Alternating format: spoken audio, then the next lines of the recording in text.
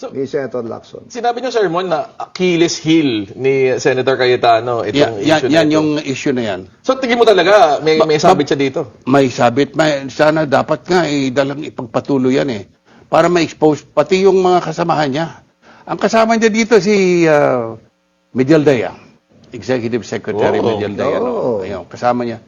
Kasi paano siya makakakuha ng 12 billion pesos na intelligence fund galing sa palasyo dito? Hindi lang, ang laki. Sorry po. May Southeast Asian Games, Intelligence Fund? Bumuha sila. To fund the Southeast Asian Correct, Games. oo. Kaya ang laki-laki. Kung kayo po si NBI Director Matibag, sino ang una niyong ipapatawag para imbestigahin ulit itong 2019 Asian Games? Ang daming bangkay na nabubuhay, ano? Pag mainit yung politika. So, sino mabubuhayin natin si Cayetano, dito? at saka si Miguel Daya. Enzo Recto, kalaban ang katiwalian at kasinungalingan, kakampi sa katotohanan at kabutihan. Grabe ito, mga kabunyog. Isang mabigat na revelasyon ang ibinunyag ni Montulfo tungkol sa umano'y anomalya sa 2019 SEA Games. Bukod kay Alan Peter Cayetano, isa pang malaking pangalan ang pinatutukoy niyang dapat imbestigahan ng NBA. At ito ay walang iba, kundi ang dating Executive Secretary ni Digong Duterte na si Salvador Medialdea. Bakit kaya, mga kabunyog? Ayon kay Montulfo, sa isang panayam, hindi umano madaling makukuha ni Cayetano noon ang mahigit 12 bilyong pisong pondo para sa 2019 SEA Games kung wala ring basbas at tulong mula sa noon ay Executive Secretary na si Medialdea. Idinagdag pa niya na kung siya raw ang NBI Director, ang una niyang ipapatawag sa investigasyon ng korupsyon sa 2019 SEA Games ay ang dalawang ito, sina Alan Cayetano at Salvador Medialdea. Anyway, mga kabunyog, para sa iba pang detalye at para marinig mismo ang buong kwento at pahayag ni Montulfo, ito po ang bahagi ng kanyang panayam. Pakinggan po natin ito, mga kabunyog. So, pag-usapan muna natin, Sir Mon, yung SEA Games. Kasi nabuhay uli . Pero alam ko, isa kayo kayo ang nauna na nag-expose tungkol dito, di ba? Oo, nung araw. Banat ako ng banat. Pagkatapos ang ginawa nila, para matahimik ako, ay sinampahan ako ng libel case sa Taguig pa mismo. Ayan, mabutit mayroong isang judge. At that time, si Judge Jimmy Santiago ang nagsabing... naging NBI Director. Naging NBI Director. Oo. Yes. Dinismiss niya yung kaso. Inakwit ako. Sino yung nag-file sa inyo, Sir Mon? Ay, yung mga tauhan ni Cayetano. Question lang po. Hindi lang po si Kwanto, hindi lang po si Senator Cayetano ngayon to . I think Secretary Vince Dizon, in your expose, was also involved in the Southeast Pero Asian nasa Games. Clark siya, wala siyang ang sinasabi ko dito sa pondo.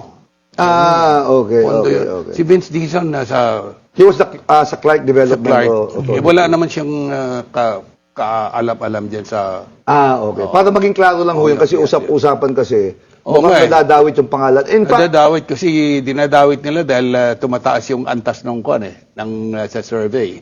parehas lang ho sila. Pero presidente isa, siya senador.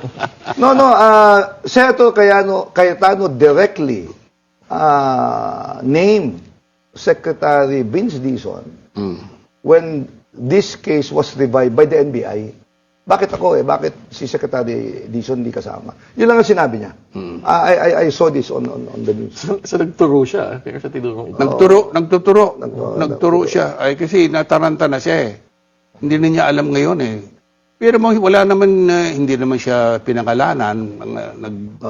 Nagpuputak-putak na. Oo. Paano? At saka nanganak na po yung kaso. Guilty, Ngayon, tagig na rin. Yung correct.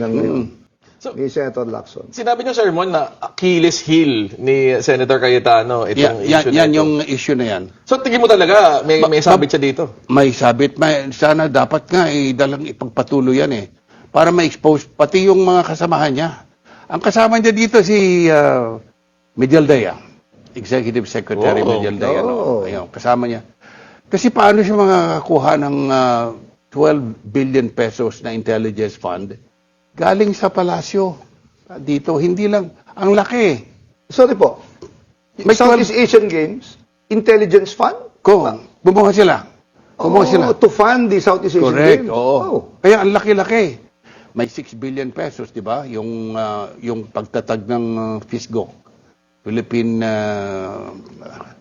ano ba yung, it's a private organization, illegally organized for the Asian Games. Bakit bakit tatatag pa ng FISGO? Samantalang mayroong PSC, Philippine Sports Commission. The timing of this case, marami nagsasabi, is suspect. Oh, yes. Kasi marami ho ang idinimanda, nakukulong ngayon, mga dating kasamaan ho ni Pangulong Marcos when he ran for president. Pero apparently kalaban niya ngayon because of the split between the president and the vice president. So, do you think this is part of the agenda of the administration or whoever na iharas yung mga... Parang kuan lang na-tsempohan lang eh. Na-timingan lang. Na-timingan lang kasi siya yung puputak-putak eh. Wala naman siyang, para siyang, parang yung nangitlog na manok. Minority leader naman po kasi Manong Bon. Naputak siya ng putak. Ay di na tuloy lumabas. Okay. Hindi naman siya, wala siyang ano eh. Walang ibig sabihin noon si Batibag. Ngayon nung, ayun. So, kung sinasabi niyo, parang guilty kasi. Kaya, correct. Di ba? So, di ba sabi nga nila, the hen that cackles is the hen that lays the egg. Sorry alam mo, matagal ko nang kilala si Manong Mon. He used to work with my first cousin, si Mariano Blaganza Kimson of the Philippine Daily Inquirer. Yes. Kaya, Napakabait na tao yun. nakikita ko po si Manong Mon doon nung nagsusulat pa siya. Pogi pa siya noon. Hanggang ngayon naman, ikaw naman. Pero sabi niyo, Sir Mon, 12 million ang galing sa presidential Billion. Billion. So, paano yung... May alam ba si dating Pangulong Duterte? Siyempre, kung mga paano hindi alam naman. Ano. Ba't naman Kaya niya lang, ganyan? yun naman, hindi ko maintindihan. Ito siguro isa sa mga pinaka-ipokritong presidente yan eh. Sayang, kaibigan ko yan eh. At saka nangihinayang ako dahil ako yung nagbuyo na tumakbo yan. Who were the closest friends of President Duterte na alam niyo ho will listen to him or probably might even be involved in some of these bidding projects, these solicitations? Because you already mentioned one. Bongo. Okay. Yan. Bongo. Benny Aldea. Dominguez. Tatlo yan. Tripartite yan eh. Okay. Tatlo yung tatlo yung triumvirate yung nagpapatakbo ng Pilipinas noon eh. Are they the ones being referred to as the Davao Mafia? Davao Mafia, yes. Sila ho yun. Sila. Kasama na yun sila Pulong, mga Davao Mafia yun. So, lahat ba sila may involvement dito sa SEA Games scam na to? Hindi ko alam, basta ang alam ko dyan na may involvement dyan, si Cayetano, Medialdea, and partly si Bongo. You know how powerful a president is when it comes to his people or her people na-expose sa anomalya. They can pursue the case or can kill yung kaso. As a journalist normally based on evidences yung sinusulat nyo, journalistic ethics, Correct. and accountability. Believe lang ho kami sa mga source nyo kasi who is Tweety Bird? Marami sila. Marami sila. Okay. Yung bang Tweety Bird ni Atty. Falsis kasi Tweety Bird nyo, parehas ho ba yun? Ay, iba-iba. Ay, iba. Okay. Nung pumutok tong issue na to, Sir Mon, yung kapatid, siyempre si Senator Pia Cayetano, nagsalita para depensahan yung kapatid niya. Meron ba din ba siyang involvement dito o talagang depensa pamilya lang to? Baka defensive pamilya lang. Parang wala namang involvement siya noon eh. O baka na ambunan.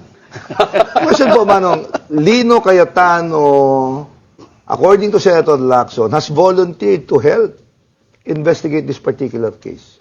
Yari siya. Lino, kapatid to, di ba? Yung tupat mayor. Yari siya. Nagkaaway.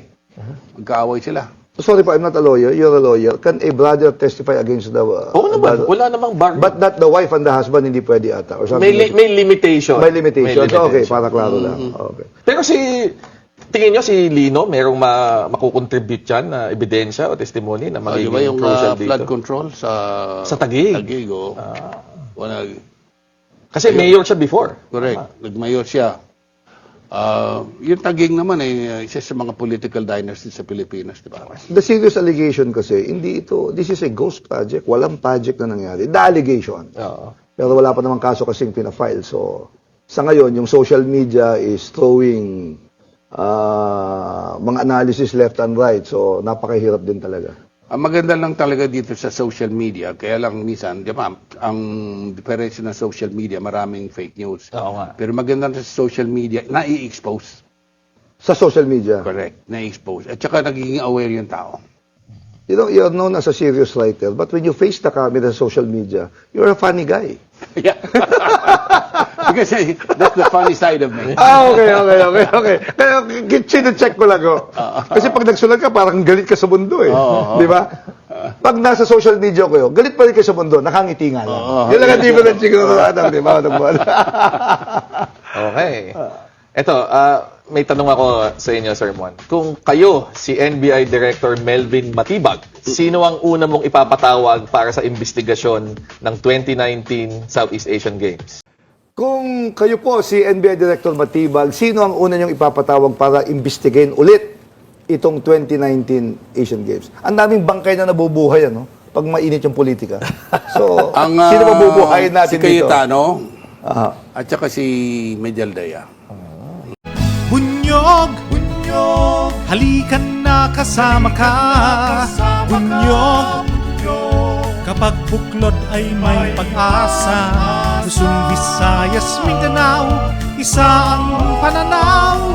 Sa bagong Pilipinas ang bunyog isisigaw. Bunyog,